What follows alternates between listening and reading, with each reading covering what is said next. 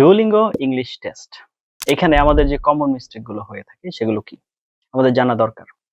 অনেক সময় দেখা যায় আমরা পরীক্ষা দিলে স্কোর আসে না। কেন আসে না? বা পরীক্ষা দিলে আমি আমার টার্গেটেড স্কোর পাচ্ছি না। সেটা কেন পাচ্ছি না? এই জায়গাতে যদি আপনি থেকে থাকেন তাহলে আজকের এই লেসনটি শুধুমাত্র আপনার জন্য। একটু কষ্ট করে ভিডিওর শেষ পর্যন্ত থাকতে হবে। Before that, welcome to our channel Blueberry BD. Number one platform in Bangladesh for Duolingo preparation are trying to make your Duolingo journey easy. Learn Duolingo with fun. That is our motto and following that up. যদি 24/7 আমাদের সাথে connected থেকে Duolingo preparation নিতে চান, please like our Facebook page and join our Facebook group. সেগুলো link video ডেসক্রিপশনে দেওয়া আছে। আর আপনার যদি টেস্ট পারচেজ করতে হয়, আপনার যদি সেন্টারের প্রয়োজন হয়, আপনার যদি ম্যাটেরিয়ালস এর দরকার হয়, আপনি যদি মক টেস্টে নিজেকে যাচাই করতে যাচ্ছেন, কি অবস্থায় আছেন, কেন আছেন, কিভাবে আছেন, you can contact with us. আমাদের সাথে কন্ট্যাক্টের ডিটেইলস আমি ভিডিও কমেন্টে পিন করা অবস্থায় পেয়ে যাবেন। Now without wasting time, let's roll onto our computer screen.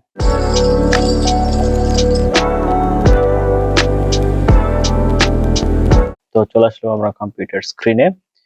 Duolingo common mistakes. Duolingo এক্সামে আমরা যে ধরনের কমন মিস্টেক্স গুলো করে থাকি সেগুলোর ভিতরে সর্বপ্রথম হচ্ছে টাইপিং এন্ড স্পেলিং মিস্টেক্স।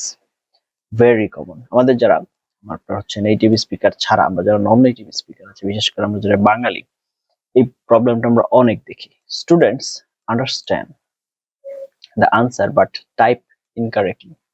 তারা বুঝে আনসার যেটা অডিওতে বলা হচ্ছে এটা তারা বুঝে, কিন্তু সমস্যাটা হচ্ছে আপনার টাইপ করার সময় যেহেতু আমাদের একটা ন্যারো টাইমিং থাকে বা টাইমিং এর একটা অব্লিগেশন আছে, তো সেক্ষেত্রে আমরা ভুল করে ফেলি। যেমন হি গো, এটা একটা কমন মিস্টেক, কিন্তু এখানে কি হওয়ার কথা? হি গোজ এরকম হওয়ার কথা, right? He goes to school every day. আপনার প্রেজেন্ট ইনডেফিনিট টেন্স এর ক্ষেত্রে ইউনিভার্সাল যদি হয়, ইউনিভার্সাল ট্রুথ বা হচ্ছে রেগুলার অ্যাক্টিভিটিস, সেক্ষেত্রে কিন্তু এরকম হয়। তাহলে এটার সলিউশনটা কি? নাও হোয়াটস দ্য সলিউশন? কি করতে হবে? Focus on basic grammar plus spelling accuracy. আপনার বেসিক গ্রামার প্লাস হচ্ছে স্পেলিং অ্যাকুরেসি, রেগুলার লেখা, এই জিনিসগুলোতে মনোযোগ দিতে হবে। তাহলে কারেক্ট কি হবে? হি গোজ টু স্কুল এভরিডে। ওকে। আরো একটা মিস্টেক ছিল, দেখেন এখানে হচ্ছে এভরিডে একসাথে লেখা হয়েছে, কিন্তু এটা কিন্তু আলাদা আলাদা হবে। Everyday, so be careful. Okay. Now strategy কি? Practice typing daily, specially fast and accurate typing করার চেষ্টা করতে হবে। Double check plural, tense and articles, এই তিনটা জিনিস একটু ক্রস চেক করে দিতে হবে। ওকে, নাও নাম্বার 2 হচ্ছে not understanding the question type. এটাও একটা কমন মিস্টেক, আমাদের ছাত্রছাত্রীরা এই বিষয়টা ফেস করে থাকেন, আমরা দেখি। Answering in the wrong format, তার মানে আপনার কাছে যেরকম আনসার চেয়েছে আপনি সেই আনসার না দিয়ে অন্যরকম আনসার যদি দেন তাহলে তো হবে না, রাইট? তো এক্সাম্পল দেখি আমরা রিড এন্ড কমপ্লিটের ক্ষেত্রে। You write full sentences instead of filling blanks correctly. আপনাকে রিড এন্ড কমপ্লিটে বলা হয়েছে শূন্যস্থান পূরণ করতে, সম্পূর্ণ সেন্টেন্স বা সম্পূর্ণ ওয়ার্ডের তো প্রয়োজন নেই। তাহলে সলিউশন কি? Learn each question format clearly, প্রত্যেকটা কোয়েশ্চেনের ফরম্যাট ক্লিয়ারলি শিখুন। স্ট্র্যাটেজি কি? Practice this key types. Read and complete এই কোয়েশ্চেন টাইপ শিখুন, লিসেন এন্ড টাইপ শিখুন, রিড অ্যালাউড শিখুন, রাইট অ্যাবাউট দ্য ফটো শিখুন, স্পিক অ্যাবাউট দ্য টপিক শিখুন। এবং এই কোয়েশ্চেন টাইপগুলো, এগুলোর প্রত্যেকটার জন্য আলাদা আলাদা লেসন আমাদের ইউটিউব চ্যানেলে আছে। আপনি হচ্ছে রিডিং, তারপর হচ্ছে রাইটিং, তারপর হচ্ছে লিসনিং, তারপর হচ্ছে স্পিকিং, সবগুলো প্লেলিস্টে যান, লেসন গুলো আগে ভালো করে দেখেন, বোঝার চেষ্টা করেন, তারপর হচ্ছে আপনি প্র্যাকটিস করা শুরু করেন। সবগুলো কোয়েশ্চেন টাইপের আলাদা আলাদা লেসন আছে, স্পেসিফিক ব্যাখ্যা সহ আপনি সেগুলো একটু ঘুরে দেখে আসতে পারেন। রাইটিং টু সিম্পল আনসার্স, মানে আপনার লেখা যদি শুধু সিম্পল সেন্টেন্স এবং একেবারেই সংক্ষিপ্ত হয় সেগুলো একটু খেয়াল রাখতে হবে। যেমন মিস্টেক্স কি? ভেরি বেসিক সেন্টেন্সেস, যেমন এটা লো স্কোর আপনাকে দিবে বা নিয়ে আসবে। Example, this is a man, he is walking. এত সহজ সেন্টেন্স যদি আপনি একটা ইন্টারন্যাশনাল ল্যাঙ্গুয়েজ প্রফিসিয়েন্সি টেস্টে লেখেন তাহলে তো হবে না। তাহলে কি করতে হবে? Add details plus variety. ওইটাকে যদি আমরা একটু ঘষা মাজা করি, the man is walking along a quiet street, possibly heading to work in the early morning. তাহলে স্ট্র্যাটেজি কি? Use this structure, what, where, action, extra detail, এই জিনিসগুলো ব্যবহার করার চেষ্টা করুন। ওকে, নাও নাম্বার 4 কি বলছে? Speaking too short or too long. Speaking যদি একেবারে শর্ট হয় সেটাও সমস্যা, আবার যদি একেবারে লম্বা হয় সেটাও সমস্যা। তাহলে মিস্টেক কি?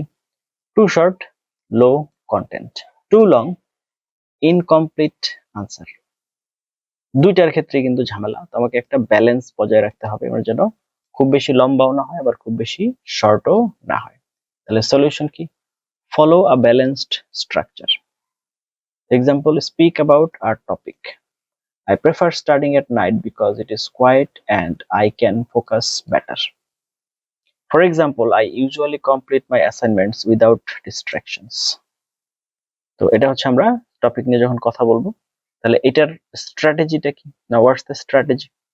M for 2 to 3 ideas. তার মানে হচ্ছে 2 থেকে 3টা আইডিয়ার ব্যাপারে চিন্তা করতে হবে। Use connectors, because, for example, also, এগুলো চিন্তা করতে পারে।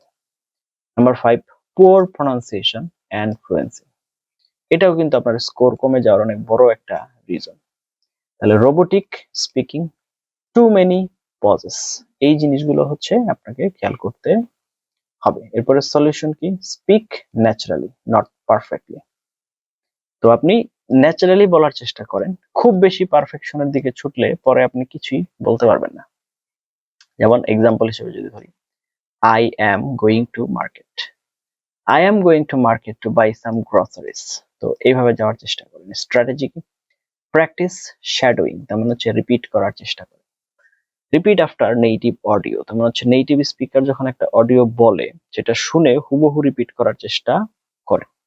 তো যা আছে সেটাকে রিপিট করার চেষ্টা করেন এবং সেটার আবার রেকর্ড করেন। রেকর্ড ইয়োরসেলফ, নিজেকে রেকর্ড করেন, শুনেন।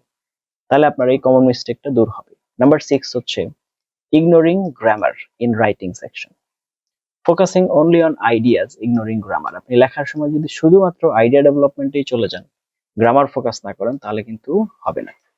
Example, people is very happy in this picture. তাহলে ব্যালেন্স গ্রামার প্লাস আইডিয়া। তাহলে কারেক্ট কি?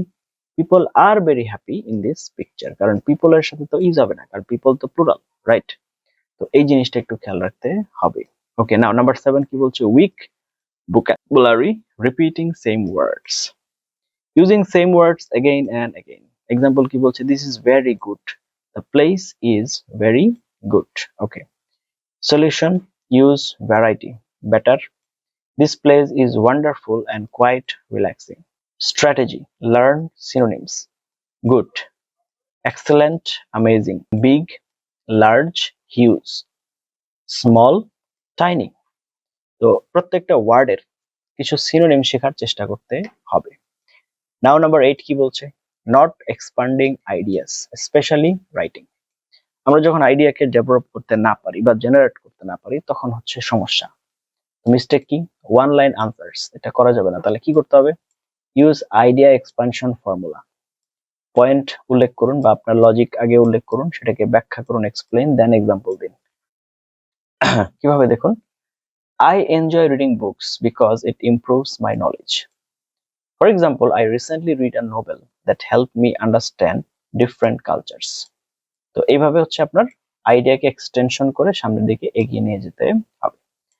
Panic during listening section. Listening সেকশনের সময় প্যানিক। তাহলে মিস্টেকটা কি? Missing words in listen and type.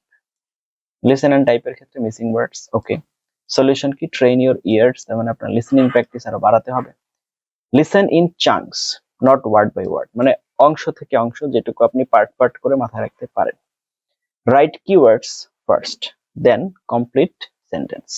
প্রথমে কিওয়ার্ডটা ফার্স্টে হচ্ছে দেখুন, দেন কমপ্লিট সেন্টেন্স, আপনি সেন্টেন্সটা কমপ্লিট করার চেষ্টা করুন। নাও নাম্বার 10, নো টাইম ম্যানেজমেন্ট। এটা আরেকটা issue. Spending too much time on one question, যে কোয়েশ্চেনটার কোনো ভ্যালু নেই বা তুলনামূলক কম, এখানে আমরা খুব বেশি সময় যেন বরাদ্দ না করি। সলিউশন হচ্ছে practice under real exam timing. Real এক্সামের যে টাইমিং, সেই অনুযায়ী হচ্ছে প্র্যাকটিস করতে হবে। তাহলে বোনাস কি? বোনাস হচ্ছে পারফেক্ট ডিইটি আনসার স্ট্রাকচার কেমন হতে পারে। তো রাইটিং টেমপ্লেট হতে পারে এরকম, in this picture I can see, it seems that, in the background, overall the scene looks. এই পিকআপ লাইনগুলো আপনি ব্যবহার করতে পারেন। তাহলে স্পিকিং টেমপ্লেট কেমন হতে পারে? I think, because, for example, also, so, overall. Last advice যেটা আপনাদেরকে দিয়ে শেষ করব, সেটা হচ্ছে if you fix only 3 things your score will jump. Just 3টা জিনিস, grammar accuracy, idea expansion and fluency in speaking, এই 3টা জিনিসে ফোকাস করার চেষ্টা করুন। অটোমেটিক আপনার স্পিকিং এর স্কোর 110 অথবা 115 রেঞ্জ থেকে 130 প্লাসে চলে যাবে। This is my guarantee to you. এখন তার জন্য এই কাজগুলো করতে হবে রেগুলার, তাহলে আশা করা যায় ইমপ্রুভমেন্ট হবে। এতক্ষণ পর্যন্ত আপনারা সবগুলো ডিটেলস দেখলেন, জানলেন এবং বুঝলেন। এখন কথা হচ্ছে, আপনি যখন এই প্র্যাকটিস গুলো করবেন, কিছু ইস্যু আপনার সামনে আসবে বা আপনি কিছু মিস্টেক ফাইন্ড আউট করবেন। তো সেগুলোর জন্য কনসালটেন্সি করতে হবে বা প্রবলেম গুলো ফিগার আউট করে সলিউশন করতে হবে। তার জন্য কোথায় যাবেন? আমাদের ফেসবুক গ্রুপ আছে, আমাদের এই ভিডিওর ডেসক্রিপশনে তার লিংক দেওয়া আছে, আপনি সেখানে যান, জয়েন করেন, আপনার প্রবলেম গুলো আমাদেরকে জানান, অথবা এই ভিডিওর কমেন্টে আমাদেরকে জানান। আমাদের এক্সপার্ট টিম আছে আপনাদের হেল্পের জন্য। Anything, we will be there for you ইনশাআল্লাহ। Just one comment away from you or one post away from you. আপনাদের থেকে একটা কমেন্ট অথবা একটা পোস্টের দূরত্বে আমরা আছি। ফার্স্ট, ট্রাস্ট অন ইয়োরসেলফ, নিজের উপরে ভরসা রাখেন।